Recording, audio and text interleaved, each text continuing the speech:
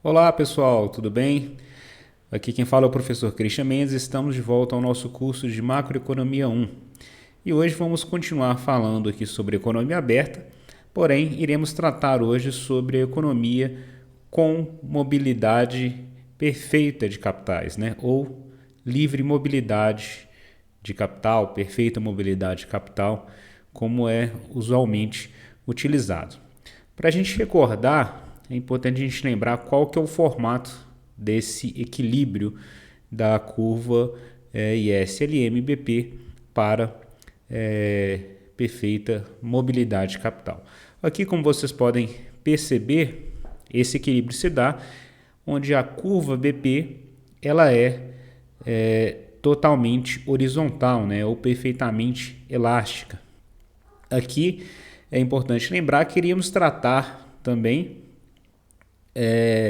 de algumas situações, como considerando o câmbio fixo, tanto para a política monetária como para a política fiscal e política de desvalorização cambial, ou valorização, né? Vai ficar a critério da análise, mas aqui estaremos sempre tratando de políticas expansionistas, e também o lado considerando o câmbio flutuante. Lembrando que no caso do câmbio flutuante, não há política cambial, porque o próprio mercado irá se autorregular. Então, no nosso primeiro momento, considerando aqui uma política monetária expansionista, a gente pode lembrar o seguinte, que sempre o intuito nessa perfeita mobilidade de capital é que as taxas de juros interna e externa elas sejam iguais para que elas possam se manter em equilíbrio e assim não haja nem tanto uma entrada massiva nem quanto uma fuga de capitais do país. Tá? Então a ideia é que as taxas de juros nacional e internacional elas sejam iguais, beleza? Agora, considerando aqui uma política monetária expansionista, iremos perceber que ao realizar uma expansão monetária, a variável que irá se deslocar será a nossa curva LM. Então, uma expansão monetária fará com que a nossa curva LM ela se desloque para a direita e para baixo. Com isso, o que iremos perceber? Iremos perceber que haverá aqui uma redução dos níveis de taxa de juros, como a taxa de juros aqui também ela está muito abaixo do ponto de equilíbrio entre a taxa de juros interna e a taxa de juros externa, isso fará com que haja uma fuga de capitais do país. E com isso teremos também, além disso, lembrando que pontos abaixo nós encontramos déficit no balanço de pagamentos e pontos acima temos superávit. Como esse ponto de equilíbrio ele está exatamente abaixo, como vocês podem observar aqui, ele está aqui nesse ponto de equilíbrio entre a ISLM e abaixo da BP, temos assim um déficit do balanço de pagamentos. Né? Então, com isso, essa fuga de capitais, porque a taxa de juros está mais baixa, correto? Com isso, haverá, né, dado esse déficit no balanço de pagamentos, redução da taxa de juros, apesar de ter havido um aumento do nível de renda, haverá uma procura por moeda estrangeira. Essa procura por moeda estrangeira fará com que o Banco Central ele se desfaça das suas reservas. Com isso, iremos encontrar uma situação em que essa redução das divisas, né, dado que tratamos aqui de um câmbio fixo, né, para controlar esse déficit cambial, desculpem, esse déficit cambial, dado que ele é um câmbio fixo, o Banco Central ele irá reduzir essa quantidade de divisas dele, né, com o intuito de manter o equilíbrio entre o setor externo e o setor interno. Desse modo, teremos esse movimento em que a curva LM ela retornará ao seu ponto de equilíbrio inicial. Então percebam que quando se trata, né, para evitar essa fuga de capital, é interessante fazer o quê? Aumentar a taxa de juros para que ela possa se igualar à taxa de juros internacional. Então, com isso, o que a gente percebe é que a taxa de juros, ou melhor, a política monetária nessa situação de câmbio fixo, ela é totalmente inoperante, ela é totalmente ineficaz. Por quê? Porque apesar de ter tido um aumento aqui inicialmente, ela retornou ao seu ponto de equilíbrio e ainda por cima fez com que a quantidade de reservas de moeda também se reduzisse. Assim, agora, quando consideramos uma política fiscal expansionista por sua vez, o primeiro movimento que teremos, considerando aqui novamente o câmbio fixo, será o deslocamento da nossa curva IS. Contudo, vale ressaltar que quando estamos tratando de perfeita mobilidade de capital, o saldo de transações correntes ele vai se tornar de certo modo irrelevante. Por quê? Porque vai ser justamente o controle das taxas de juros que irão fazer com que haja uma entrada ou uma saída da quantidade de capital para dentro do país. Certo? Então, assim, voltando, um câmbio fixo agora com a política fiscal expansionista fará com que a nossa curva IS se desloque para a direita. Teremos, consequentemente, aumento da taxa de juros. Teremos aqui uma situação, nesse ponto, em que o equilíbrio estará superavitário no sentido do balanço de pagamentos, teremos juros mais altos, e uma entrada massiva, uma entrada grande de capital estrangeiro para o país. Por quê? Porque agora as nossas taxas de juros estão maiores do que as taxas de juros internacionais.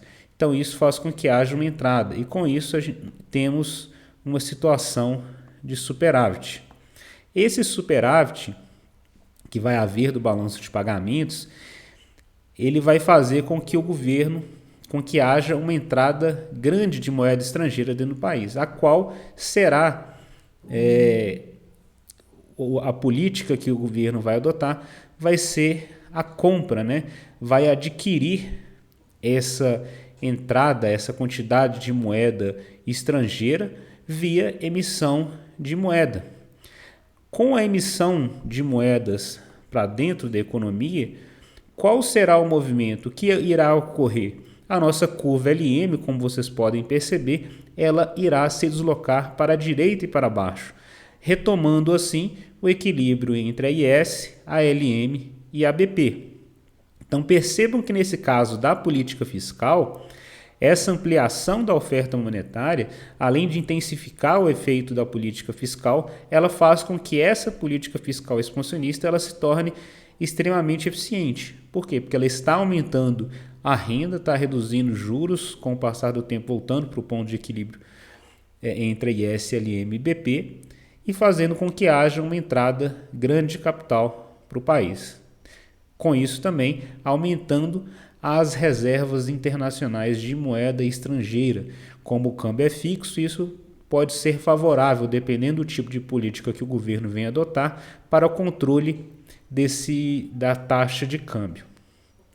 Agora, quando estamos tratando de uma política de desvalorização cambial, nessa situação ainda com câmbio fixo, vale lembrar que o movimento de capitais aqui, ele que irá determinar o equilíbrio do balanço de pagamentos.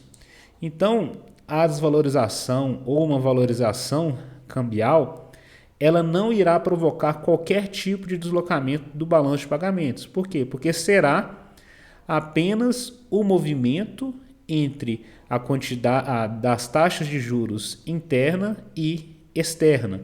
Esse controle das taxas de juros nacional e internacional é que fará com que haja um equilíbrio do balanço de pagamentos com a oferta e demanda de moeda e, consequentemente, do nível de produto da atividade econômica.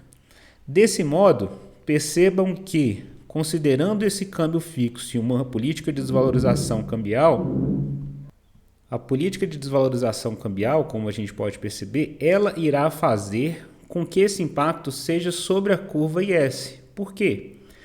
porque o processo de desvalorização cambial faz com que a nossa moeda ela tenha um valor menor do que a moeda internacional. Então, essa curva IS ela irá se deslocar para a direita, para cima, com um nível de taxa de juros maior, né? Fazendo com que haja um superávit do balanço de pagamentos.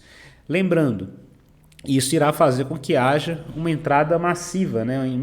uma grande entrada de moeda estrangeira para dentro do país. Lembrando que então essa desvalorização cambial ela favorece, por que a IS irá deslocar? Porque ela favorece a exportação. Por quê? A nossa moeda ela estará valendo menos do que a moeda internacional. Então, com isso, consequentemente, a produção nacional irá se elevar com o intuito de produzir para exportação. Com isso, aumentando renda, porém aumentando também o nível de taxa de juros. E nesse caso, teremos aqui uma situação em que ela será superavitária, né, o balanço de pagamentos, e haverá essa entrada, né, essa indução do nível de taxa de juros maior, fará com que haja uma entrada de capital maior dentro do país. Com isso, percebam que aqui teremos basicamente o mesmo movimento que tivemos pela política fiscal expansionista, no qual esse aumento do superávit, dado essa entrada de moeda estrangeira, o Banco Central, como o câmbio é fixo, ele irá intervir de modo a adquirir essa quantidade de moeda estrangeira, fazendo com que esse superávit ele seja reduzido a zero, né? Ao ponto de equilíbrio em que a BP e a SLM sejam iguais. Mas para que isso ocorra, ele precisará ofertar, né? Emitir mais moeda. Com isso, a nossa curva LM irá se deslocar também para a direita, fazendo com que esse superávit ele seja reduzido e o efeito da política seja, de certo modo, o mesmo efeito que a política fiscal expansionista ela apresentou. Então percebam que ela tem o mesmo movimento, o mesmo intuito, né? O mesmo impacto sobre a atividade econômica, a desvalorização cambial. Uma vez que aqui, reforçando novamente, a BP não irá se deslocar, justamente pelos movimentos de capitais que irão retratar, né, que irão tratar desse equilíbrio. Dando continuidade, vamos analisar agora os casos em que o câmbio é flutuante, tanto para a política fiscal quanto para a política monetária. Lembrando novamente que a política cambial ela não será presente para câmbio flutuante, porque o próprio mercado irá se regular. Nesse caso, considerando inicialmente aqui uma política de câmbio flutuante com um câmbio flutuante e uma política monetária expansionista, ele é representado, né, também é conhecido esse tipo de modelo com o modelo Mundell-Fleming, que se trata desse equilíbrio, né, com o câmbio flutuante via política monetária, via política fiscal aí que iremos apresentar. Então percebam, qual que será o primeiro movimento? Política monetária expansionista fará com que a nossa curva LM se desloque para a direita e para baixo. Teremos com isso redução da taxa de juros, aumento do nível de renda e também um aumento da demanda por moeda estrangeira. Nesse caso, percebam o seguinte, teremos um déficit do balanço de pagamentos. Esse déficit do balanço de pagamentos, né, fará também com que haja esse aumento da demanda por moeda estrangeira. E quando temos um aumento da demanda por moeda estrangeira, o que acontece com a nossa moeda? Ela se torna menos valorizada, ok? Esse processo de desvalorização da moeda faz com que haja um incentivo à exportação. Então, com isso, teremos agora o efeito dessa política e desse câmbio flutuante, né, essa política de desvalorização fará com que a nossa curva IS também se desloque.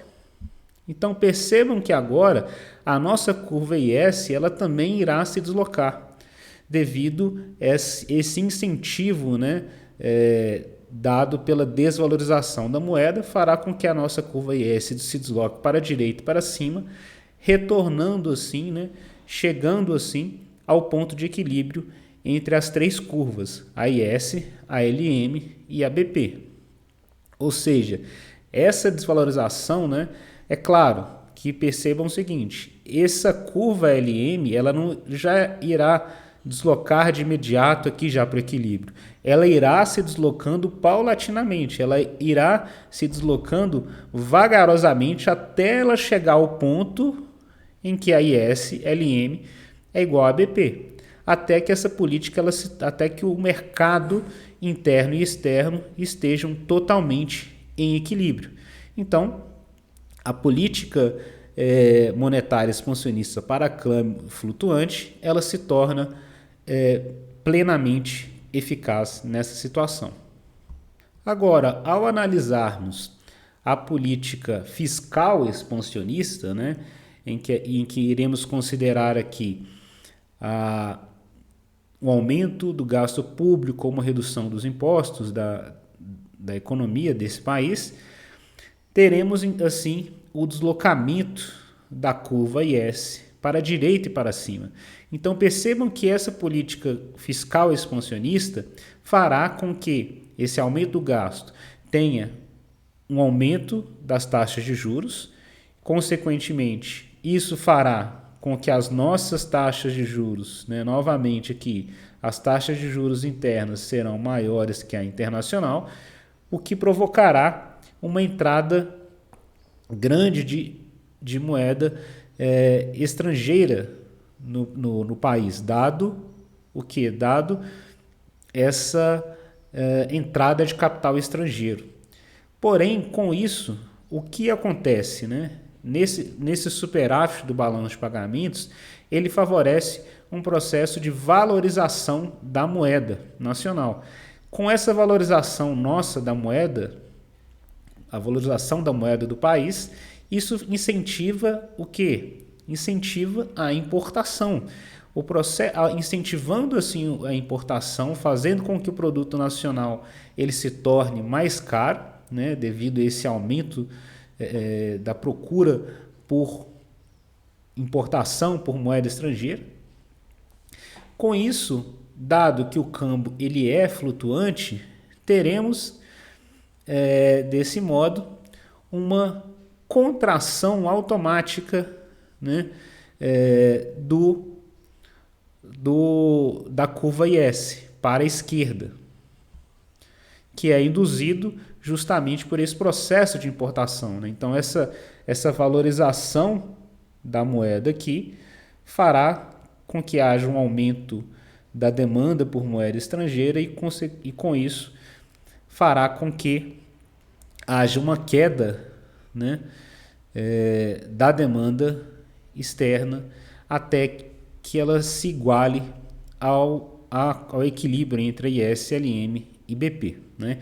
Então a taxa de câmbio se valoriza de forma que essa queda externa ela seja exatamente igual a esse aumento que teve do gasto público. Então, nesse caso, percebam que a política fiscal, ao contrário da política monetária, ela se torna totalmente nula, né? Então percebam aqui que quando se trata de câmbio fixo, a política fiscal ela é eficiente. A política monetária, por sua vez, ela não é eficiente. No câmbio flutuante, a política monetária é eficiente e a política fiscal ela é ineficiente. Ela se torna nula, justamente por conta dos efeitos dos movimentos de capitais que acontecem na economia, dado que houve um aumento desse gasto público, que terá que ter, né, uma contrapartida desse aumento das taxas de juros. Então, o próprio mercado, como o câmbio é flutuante, irá se autorregular. Beleza? Então, terminamos por aqui a aula de hoje, né? Tratamos aí sobre a perfeita mobilidade de capital, tanto para câmbio fixo como para câmbio flutuante. Na nossa próxima aula, iremos tratar sobre a mobilidade imperfeita de capital, em que, ao invés de considerar apenas as taxas de juros como relevantes no caso da perfeita mobilidade, ou o saldo de transações correntes como mais relevante, que é o caso de sem mobilidade de capital, a mobilidade imperfeita de capital considera tanto relevante o nível de taxa de juros quanto o saldo de transações correntes. Beleza? Então termino por aqui. Qualquer dúvida estou à disposição. Só deixar um comentário, mandar um e-mail. Estou à disposição. Um grande abraço e até a próxima.